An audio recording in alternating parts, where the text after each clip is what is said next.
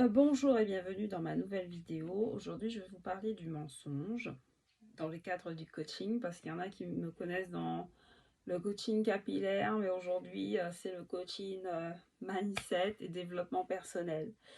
Alors, pour être honnête avec vous, je m'inspire beaucoup dans mes sujets sur ce qui m'arrive personnellement ou à mes proches ou par rapport à des messages que je reçois. Et ça me pousse à faire des recherches pour résoudre certains problèmes. Et il y a beaucoup de choses qui me touchent un peu plus profondément qu'une personne lambda à cause de mon hypersensibilité. Mais c'est aussi une bonne nouvelle parce que ce n'est pas seulement dû à mon hypersensibilité, c'est que je me suis rendu compte qu'en prenant de bonnes habitudes et en ayant les bons outils, on peut changer notre mindset et on est finalement capable de faire l'acquisition des bons réflexes, qu'on soit hypersensible ou pas. Donc ce ne sera pas toujours le cas absolu, mais si on arrive à diminuer de moitié une réaction qu'on peut avoir par rapport à un événement qui nous atteint, et qui nous pose problème et qu'on n'a pas envie de rester comme ça, je trouve que c'est déjà un grand pas. Alors, les menteurs. J'en ai croisé beaucoup. On ment tous, hein, de toute façon, même aux enfants, même pour faire une surprise à quelqu'un, parfois on est obligé de cacher la vérité jusqu'à ce que le jour J arrive pour lui faire la surprise. Mais il y a plusieurs raisons pour lesquelles on ment et malheureusement elles ne sont pas toujours bonnes. Et le plus souvent, on va y venir, ça touche quelque chose de bien plus profond que ça, quand c'est pas pathologique. Donc, de manière générale, on ment pour mieux paraître ou pour éviter des problèmes, pour ne pas se faire rejeter, pour ne pas blesser l'autre, ou enfin bref, c'est surtout pour éviter quelque chose en gros. De manière générale, on essaie d'éviter quelque chose. Et parfois, ça c'est un autre sujet, on se ment tellement à nous-mêmes qu'on qu'on est convaincu de notre mensonge. Et quand on interagit avec quelqu'un d'autre, on est convaincant. Donc, on a l'impression de dire la vérité, la personne en face aussi. Mais ça reste un mensonge. C'est juste que votre pensée est biaisée. Donc voilà. Bon, ça, c'est un autre sujet. Alors, lorsque quelqu'un vous ment, vous le prenez personnellement, alors que la... en fait, c'est... les gens ne cherchent pas forcément à vous faire du mal. Ils cherchent à se faire du bien à eux. Dit comme ça, c'est bizarre, mais ils cherchent à se faire du bien. Donc le plus souvent, c'est pour éviter de se faire rejeter, de ne pas être accepté, c'est pour se rendre intéressant. Je vois souvent ça à l'école. Quand on était petit, voilà, on, on exagérait sur quelque chose pour se rendre intéressant, que les copains, bah, c'est la même chose, c'est la même chose. Donc même en tant qu'adulte, ça nous arrive de mentir pour se rendre intéressant, pour se sentir aimé, pour se sentir considéré, pour qu'on ait pitié de nous, qu'on ait un câlin, euh, pour obtenir de l'affection, pour qu'on s'inquiète pour nous. C'est comme si on avait un gros trou, là, comme ça, qu'on essayait de combler avec tous ces mensonges. On a l'impression de ne pas être assez pour la personne qui est en face de nous. On a peur de ne pas être accepté pour qui on est. Et on se pose souvent ces questions-là. Et si ma vie est tellement merdique que l'autre se rend compte et qu'il n'a pas envie qu'on soit amis, ou voilà, c'est des trucs comme ça.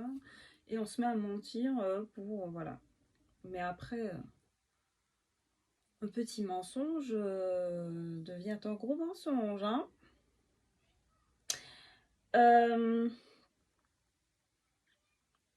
Le fait de dramatiser une situation, même en disant la vérité, en utilisant un certain vocabulaire et le ton qui va avec, ça reste quand même un mensonge, mais on appelle ça de la manipulation.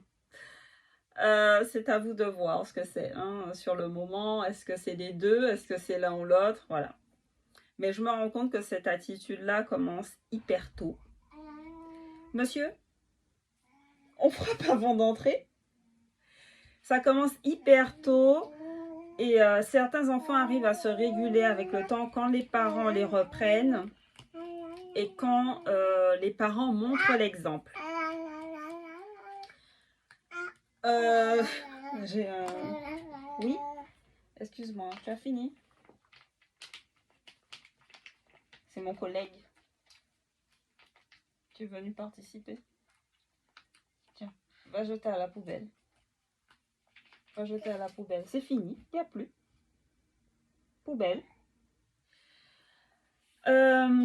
Donc, en gros, le menteur a une très mauvaise estime de lui-même. Il faut bien comprendre que ça n'a pas grand-chose à voir avec vous. C'est pas dans le but de vous faire mal ou de vous blesser. C'est quelqu'un qui se demande en permanence, comme je disais, et si je suis pas à la hauteur, et si la personne se rend compte que j'ai rien à offrir, et s'il n'aime pas qui je suis, s'il n'aime pas mon passif, s'il n'aime pas ma famille, s'il n'aime pas comment je parle réellement, avec mon accent. En fait, il assume rien, quoi. Il assume pas qui il est, il assume pas ses valeurs, il assume pas sa vie, il assume pas ses factures, il assume pas son salaire, rien, ni ses fréquentations, ni sa façon de s'habiller, rien. Donc, il va systématiquement aller chercher des choses qui le rassurent et mentir pour combler ce manque d'estime de lui-même. Par contre, alors, je vais revenir là-dessus, mais quand quelqu'un arrive à mentir parce qu'il a peur de votre réaction, c'est peut-être parce que vous n'êtes pas assez ouvert. Vous ne lui avez pas forcément donné confiance. Ou alors, ben, c'est pas de votre faute si vos valeurs ne correspondent pas aux siennes. Vous y pouvez rien, vous n'allez pas vous changer pour quelqu'un. Voilà quoi. C'est vous qui décidez si vous voulez changer ou pas, mais ce sera pour vous. Donc, ce n'est pas votre travail de faire en sorte que la personne s'aime. Ok? Ce n'est pas votre travail de faire en sorte que la personne change. Vous allez perdre. Tant qu'on n'a pas décidé de changer, on ne changera pas. Vous n'allez pas venir dire à quelqu'un, il faut que tu changes. Elle ne va pas changer. C'est pas possible. Il faut que tu changes, sinon je me casse. Ça ne marche pas comme ça. C'est la personne qui décide si elle change ou pas. Je vais vous donner un exemple. Je rencontre quelqu'un demain. La personne me ment. Je lui donne une deuxième chance. Elle ment encore. Je coupe les ponts parce que la personne m'a montré son vrai visage la première fois. Oui, il y a des gens qui, après des erreurs, ça dépend des cas, décident de ne plus les commettre à nouveau. Ça existe. Donc, c'est à vous de décider si vous-même vous donnez la chance ou pas. Dans le deuxième cas, vous rencontrez quelqu'un aujourd'hui. Elle vous a fait quelque chose d'horrible. Elle a menti aussi. Elle a menti. On oublie la chose horrible. Elle a menti. C'était horrible. Et vous coupez les ponts. Et 10 ans plus tard, vous retrouvez cette personne et elle a changé. Vous n'avez pas à être présent dans les étapes de changement de la personne. Vous n'avez pas à rester là 10 ans à attendre que tout le cheminement soit complet, quoi. Tout son cheminement vers la meilleure version d'elle-même soit complété. C'est pas possible. Ce n'est pas obligatoire, en tout cas. Vous n'avez pas à être là dans les étapes de changement de la personne. Si ça se trouve, ça prendra 15 ans, ou 20 ans, ou une autre vie. Donc, vous n'avez pas à être présent à chaque étape. C'est vraiment pas une obligation. Voilà. Donc, elle a décidé de changer, tant mieux pour elle. Mais vous n'étiez pas là pendant cette période. Et c'est très bien comme ça. Donc, si vous devez, comme je disais tout à l'heure, mentir, arriver à mentir sur votre personnalité ou le nombre de partenaires que vous avez eu ou autre chose à votre conjoint ou votre ami, parce que vous sentez qu'elle n'acceptera pas qui vous êtes ou elle sera pas capable d'accepter la vérité ou qu'elle va vous juger, c'est que cette personne-là n'est pas pour vous. C'est qu'elle n'a pas su vous mettre assez à l'aise ou elle vous a fait comprendre que ce sera quelqu'un comme ça et pas autrement. J'ai envie de dire, tournez les talons plutôt que de mentir à la personne et lui faire du mal au final. Tournez les talons.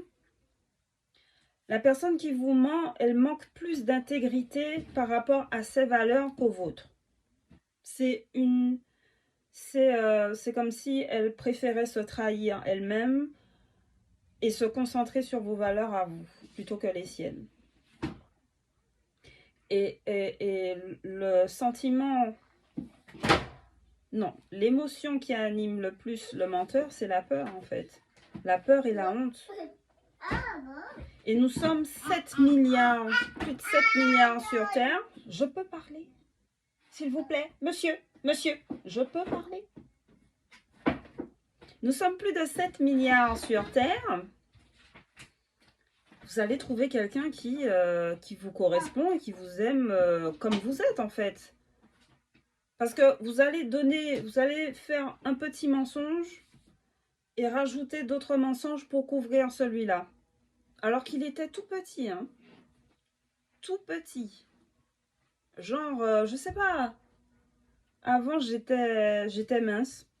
Et puis après, vous allez chercher un tas d'excuses bidons pour... alors que vous avez peut-être une maladie, vous avez un problème de thyroïde. Comment vous allez expliquer? Enfin, c'est un exemple bidon, mais vous voyez où je veux en venir. Un petit mensonge et vous allez devoir couvrir d'autres mensonges. Mettez carte sur table, soyez transparent. Et la personne qui est en face saura si oui ou non elle vous prend comme vous êtes ou pas. Mais laissez-lui le choix. Ne choisissez pas pour elle. Ne choisissez pas pour la personne comment elle doit réagir par rapport à ce que vous êtes et à ce que vous allez lui dire. Donnez-lui l'occasion de décider si elle veut vous garder dans sa vie ou pas. Ce n'est pas votre choix à vous. Ne lui imposez pas votre présence avec des mensonges en plus. Il y a 699 milliards, 999 millions, 999 999 autres personnes susceptibles de vous accepter. C'est beaucoup. Voyager, c'est pas grave. Alors, évidemment, il m'est arrivé d'être passé par là, évidemment de mentir, mais le fait de savoir ce que ça fait m'évite, enfin, le fait de savoir ce que ça fait m'incite plutôt à éviter grandement de mentir et être... Je suis transparente, même un peu trop. Et on me le reproche souvent, d'être transparente, de trop dire ce qui se passe dans ma vie, la vérité brute, quoi. Mais je préfère ça plutôt que... Ça me permet d'avoir des filtres. Comme ça, au moins, je sais que les gens qui rentrent dans mon espace savent à quoi s'en tenir. Et voilà. S'il y a du jugement, ben c'est fini. S'il n'y en a pas, c'est que tu me prends comme je suis et basta. Mais lorsqu'on me ment, en fait, j'estime que on doit me rendre ce que je donne. Mais ça ne marche pas comme ça. Ça ne marche pas comme ça et j'ai arrêté de m'imposer ça. Mais lorsqu'on me ment, ça réveille énormément de blessures. Ça réveille la blessure de l'injustice et de la trahison. Et parfois de l'humiliation. Si vous avez lu les 5 blessures qui nous empêchent d'être nous-mêmes, c'est tant mieux. Si vous ne l'avez pas lu, je vous invite à le faire. Mais celle qui prend le dessus, c'est la blessure de l'injustice. J'ai horreur de ça. Ça me rend malade. Ça m'empêche de dormir pendant plusieurs semaines. Ce qui m'a poussé à faire des recherches pour comprendre la personne qui me ment. Parce que je ne peux pas passer des semaines à ne pas dormir à cause de quelqu'un qui m'a menti ou alors qui m'a jugé. Ça, c'est un autre débat. Donc, quand on me mentait, j'étais outrée. Je me disais, mais c'est pas possible, je suis une merde. Je suis une grosse merde, en fait. On me traite comme une merde, donc on me ment. Pourtant, je montre que je me respecte et on me ment. Je suis transparente et on me ment. On me manque de respect. On me manque de respect. Et je n'acceptais pas le manque de respect. Je n'acceptais pas non plus que la personne qui est mentie soit pas punie, quoi. Pour moi, quand tu commets un crime, tu es puni derrière. C'est la base. Quand un enfant fait une bêtise, il va au coin. Quand quelqu'un vole un truc, il va en prison ou il rembourse ou voilà, il paye sa dette. Mais quand quelqu'un ment, il se passe pas grand-chose, quoi. Tu es découvert au grand jour, tu perds tout soi-disant, mais tu peux recommencer derrière. Tu peux rementir, tu peux reconstruire. Voilà. Mais y a un exemple tout con. Il y en a deux. Il y a l'exemple du marteau et du clou qu'on plante dans une barrière. Quand on enlève le clou, il y a toujours un trou. C'est pareil. Et là aussi, il y a la feuille qu'on froisse quand on lui dit des méchancetés ou quand on lui ment. Mais quand on la défroisse, ben, elle est toujours froissée, quoi. C'est exactement ce que je ressentais. Et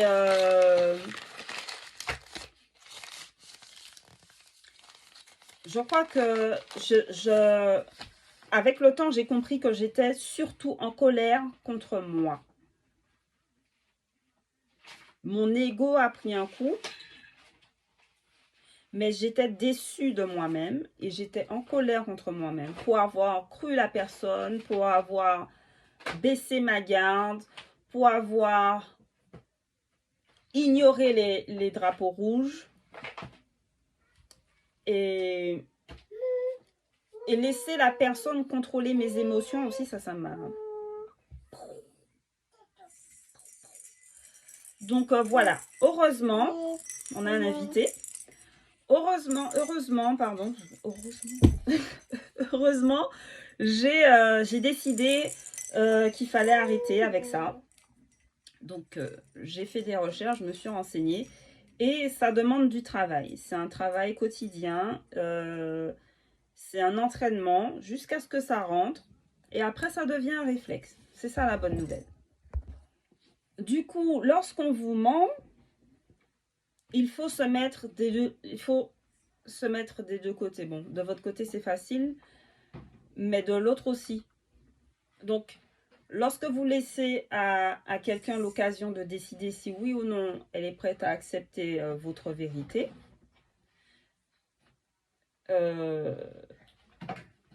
c'est bien, mais il faut aussi vous asseoir et vous demander si vous n'êtes pas du genre à juger. Parce que si vous êtes du genre à juger, il ne faut pas être étonné que les gens ne se sentent pas à l'aise pour vous dire la vérité, en fait. Mais c'est un exemple. Après, il faut vous remettre en question après chacun de ces événements. Alors, dans mon cas,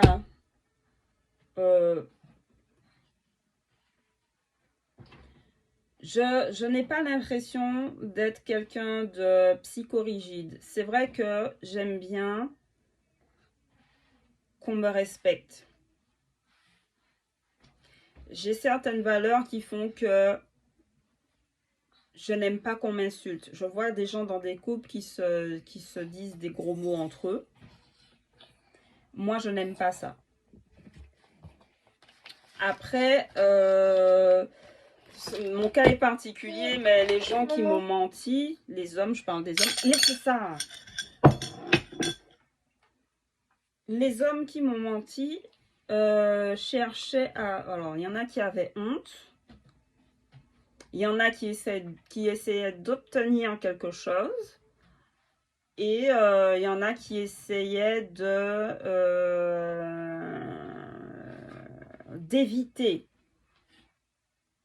d'éviter des choses. Alors, je suis quand même quelqu'un d'assez ouverte sur plusieurs sujets. Je n'ai pas de... Enfin, il y a des trucs basiques. Ça devient dangereux, là, de travailler avec toi. Tu es dangereux. Voilà. Donc, il y a des... il y a des choses basiques comme, bah, écoutez, je n'aime pas forcément... je pense, comme tout le monde... entendre quelqu'un qui agresse un enfant ou enfin l'injustice aux femmes, le racisme, je suis concernée, c'est des choses comme ça. C'est moi, je suis dans plutôt les cas extrêmes. Mais il y a des gens qui jugent la sexualité des autres, la religion des autres. Je suis pas de ce type-là. Après,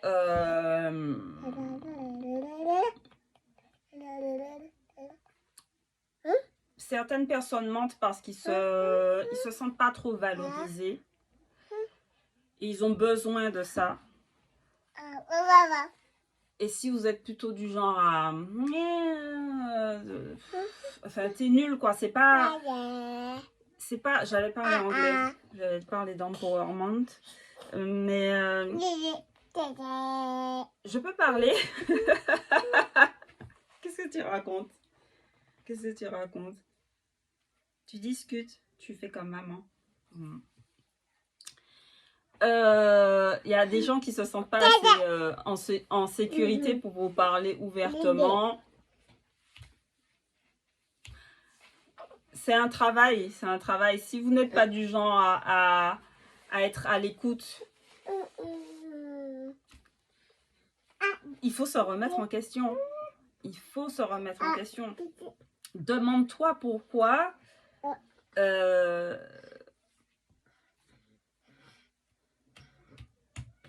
pourquoi la personne a peur. Pourquoi elle a peur de te dire la vérité? Qu'est-ce qui, dans ton comportement, fait en sorte qu'elle a peur? Toi-même aussi, quand tu mens, demande-toi de quoi tu as peur. Est-ce que tu as honte de quelque chose? Qu'est-ce que tu veux éviter? Est-ce que tu mens par évitement? J'ai pas envie d'être rejetée, j'ai pas envie qu'on me dise non, j'ai pas envie qu'on me juge, je veux pas qu'on me rejette par rapport à mon passé, etc. L'évitement. Ou alors, est-ce que tu mens par addiction? J'ai besoin quand même, j'ai besoin d'attention, je veux un câlin. Je veux qu'on me tape sur l'épaule, je veux qu'on me félicite, je veux qu'on ait pitié de moi. Je veux avoir toute l'attention, je veux plus d'amour, je veux des éloges, je veux qu'on soit fier de ce que je n'ai pas fait, de ce que j'ai fait. Voilà, c'est ça. Évitement ou addiction. Et toi? Est-ce que c'est par évitement ou addiction?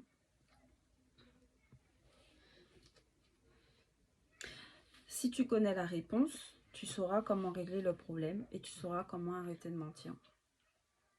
Si tu veux si tu connais pas la personne qui t'a menti, enfin plus que ça sert pas à grand chose, mais au moins tu pourras te demander ce que tu as fait, ce qu'il y a dans ton comportement qui fait qu'elle n'a pas envie. Je me rappelle que si je mentais à ma mère quand j'étais jeune, c'est parce qu'elle me donnait pas envie de lui parler en fait. Elle avait le visage fermé, elle parlait fort de ce qu'elle aimait, ce qu'elle aimait pas. Ou tu l'entends parler à ses amis, ou tu l'entends parler des gens. Moi, si j'étais lesbienne quand j'étais jeune, je lui aurais pas parlé, hein, parce que j'aurais jamais fait mon coming out, parce elle était dans le jugement, hein. Voilà quoi, c'était waouh. Il y a beaucoup de choses que j'ai fini par lui dire plus tard, parce que je ne savais pas comment elle allait le prendre, hein. Mais elle donnait pas envie, quoi. C'était la femme qui était très outrée par tout ce qu'elle entendait. Enfin, on n'avait pas finalement forcément les mêmes valeurs, quoi. Moi, j'ai pas. Pourtant, c'est elle qui m'a élevée, mais j'ai pas. C'est une autre époque que la sienne. On n'avait pas les mêmes. On n'avait pas le même parcours, en fait. On n'avait pas le même parcours. Donc, voilà. J'essaie de me rappeler d'autres fois où. Ouais, sinon, c'est pour éviter d'avoir des problèmes, comme tous les enfants, mais. De l'adolescence jusqu'à peut-être l'âge de 20 ans, les fois où j'ai menti à... Tu arrêtes de mettre les deux dehors? C'est quoi ces manières? Un seul. Ça te gêne? Où j'ai dû mentir à mes parents, c'est parce que je ne savais pas comment ils allaient... J'avais peur de leur réaction, en fait. Et aujourd'hui, j'en ai strictement rien à carrer. Voilà. Ce sera tout pour aujourd'hui. Et dites-moi en commentaire si vous mentez plutôt par évitement ou par addiction. À bientôt!